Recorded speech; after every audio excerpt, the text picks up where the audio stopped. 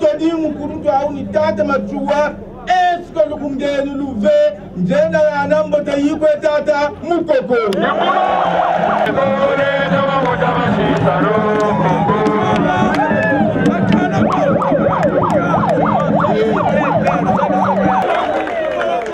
Il faut que ça change, ne signifie pas que ce soit un vain. Il faut que nous allons à la réalité. Trop c'est trop. Tata mutoko balaba de poulebo batele iza tutakula ngeni Moïse tutelebo erkatukulu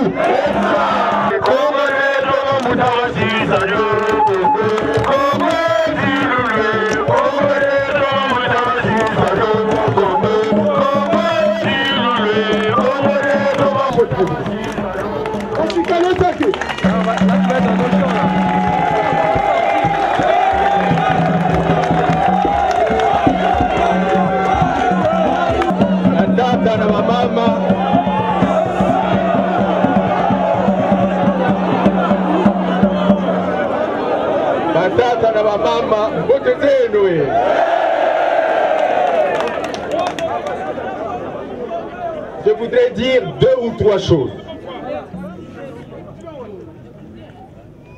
La première, c'est vous assurer tous de ma détermination et de mon engagement d'aller jusqu'au bout.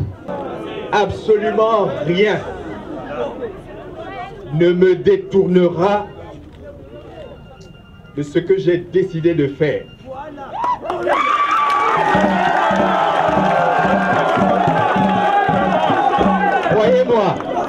Croyez-moi, c'est une décision que je n'ai pas prise à la légère. J'ai passé 10 jours, 10 nuits à réfléchir sur cet engagement. Les dés, comme disent certains, étaient pipés d'avance.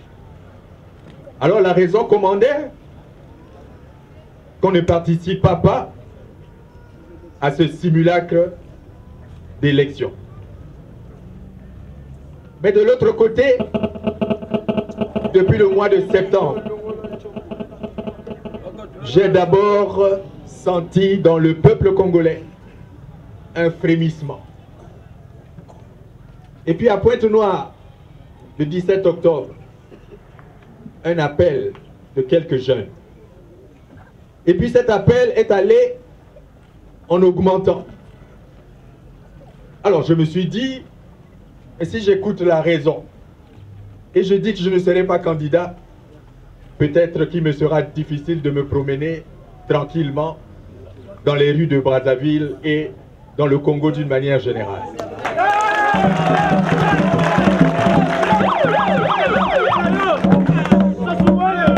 J'ai donc décidé d'être candidat. Si je suis élu président, la première chose que je ferai, c'est d'exécuter une politique qui mettra en avant la paix. Je suis un homme de paix. Je l'ai prouvé dans mes fonctions antérieures. J'ai participé au retour de la paix lorsque j'ai eu la chance de servir d'autres peuples. Donc je connais le prix de la paix, d'abord en tant que soldat, et je connais le prix de la paix parce que j'ai vu les ravages que l'absence de paix peut causer dans un pays. Deuxièmement, je veux rassurer tous les Congolais, petits comme grands. Je veux les rassurer. Je veux redonner confiance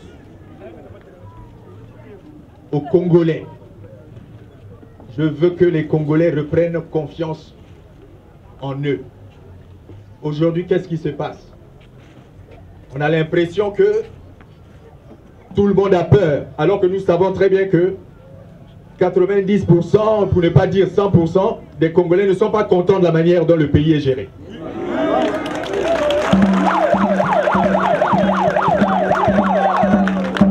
Mais comme on a inoculé le germe de la peur, il faut arrêter d'avoir peur. On ne va pas tuer tout le monde. La puissance du peuple dépasse la puissance des armes. Mais le changement est arrivé.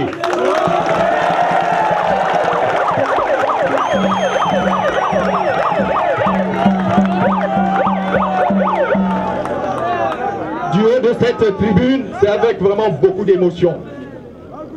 Et j'ai tenu à être dans un premier meeting ici à Kinkala, la capitale départementale du pôle. Vous avez peut-être appris que moi, le 4 mars, j'ai dédié cette journée de campagne au souvenir de nos morts. Naguère, nous avons appelé cela la bêtise humaine. Mais sous cette expression se cache beaucoup d'hypocrisie.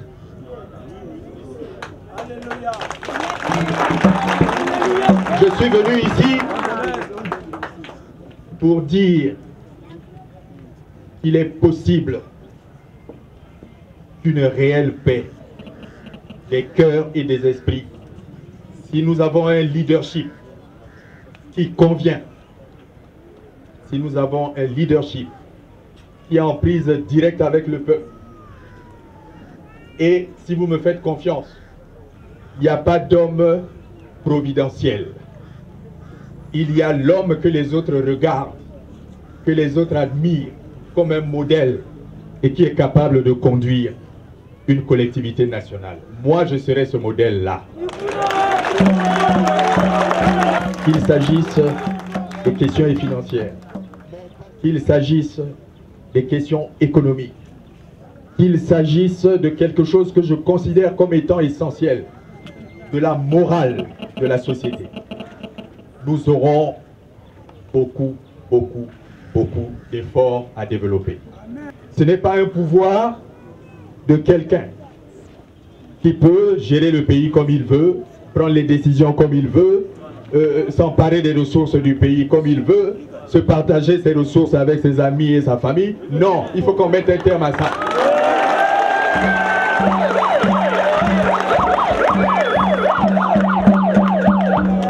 En la matière, vous pouvez me faire confiance. En la matière, vous pouvez me faire confiance. Moi, je peux déclarer même devant vous là ce que j'ai. C'est le fruit de 40 ans. C'est le fruit de 40 ans de service. Moi, je peux dire ce que j'ai. Je peux justifier comment j'ai acquis ça. Mais vous savez très bien que nous, quand on était jeunes, nous, quand on était enfants, on savait, moi je savais qu'il y avait deux familles ici, qui étaient des gens dont les parents s'étaient battus pour être considérés comme des gens riches. Il y avait Tietie et Ebina. Donc moi, si aujourd'hui on me dit l'enfant de Tietie est riche, ça ne m'étonnerait pas. L'enfant d'Ebina est riche, ça ne m'étonnerait pas. Parce que les papas ont fait un sacrifice pour bâtir ce qu'ils ont laissé aux enfants. Mais les autres que je ne cite pas là, ils ont eu l'argent où?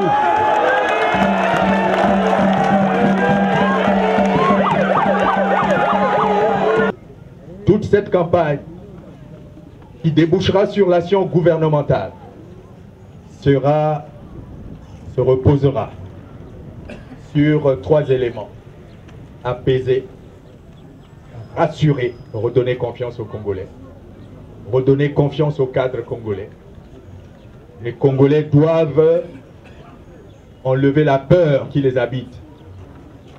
La peur ne saura jamais affaiblir tout un peuple. Je vous ai dit que les armes, même les plus sophistiquées, lorsqu'un peuple est debout, les armes se taisent d'elles-mêmes. Il y a des indices qui montrent que la machine de tricherie a été mise en place depuis longtemps. Nous n'avons pas réussi à faire entendre raison à ce gouvernement qui fait tout par la politique de la force. Ils ont fait un référendum auquel vous n'avez pas participé. Ils disent qu'ils ont gagné ce référendum. Tout le monde sait que c'est faux. Ils organisent les élections. La loi est encore en train d'être discutée. On a déjà fixé la date. Bon, qui peut croire à des choses comme ça? On dit commission indépendante. Mais cette commission n'a d'indépendance que le qualificatif qu'on lui a donné. Moi, j'ai été là où les commissions sont indépendantes. Alors, il y a des gens qui nous disent, oui, mais vous savez que les élections là, c'est mal organisé et tout ça, pourquoi vous êtes candidat? Oui, mais nous sommes candidats pour sensibiliser le peuple, qu'on risque de voler leur victoire. En face du président Sassou, il y a 8 candidats. Il n'y a que 5 qui pensent que il faut que les élections là se passent normalement. Mais les autres là, ils sont des candidats de complaisance ou bien des candidats de témoignage. Ce que nous vous demandons à vous, le peuple souverain, ce que nous vous demandons, premièrement, c'est d'aller voter très tôt.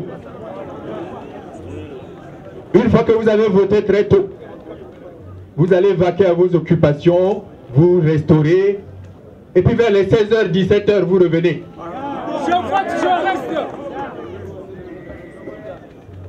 Vous venez là pour voir, puisque le vote est public. Bon, il paraît qu'ils vont nous couper les téléphones. Bon, alors s'ils coupent les téléphones, le peuple saura déjà qu'ils coupent le téléphone pour bien tricher et annoncer les résultats, parce que nous, on n'aura pas les résultats de nos représentants.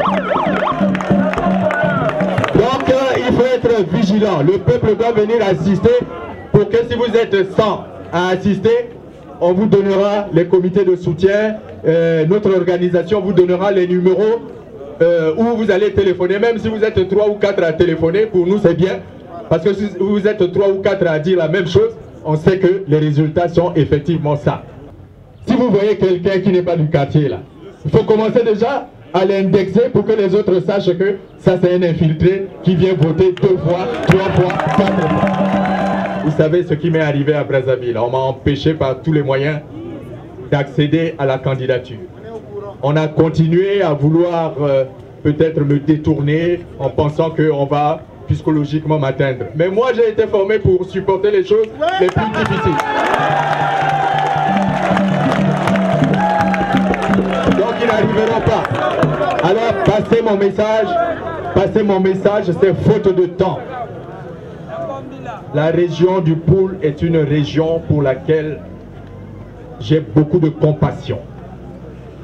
Le Poul ne méritait pas qu'on le traite comme on l'a traité. Alors transmettez le message aux autres que c'est faute de temps, que je n'ai pas pu faire le tour de toutes les sous-préfectures. Merci, merci beaucoup.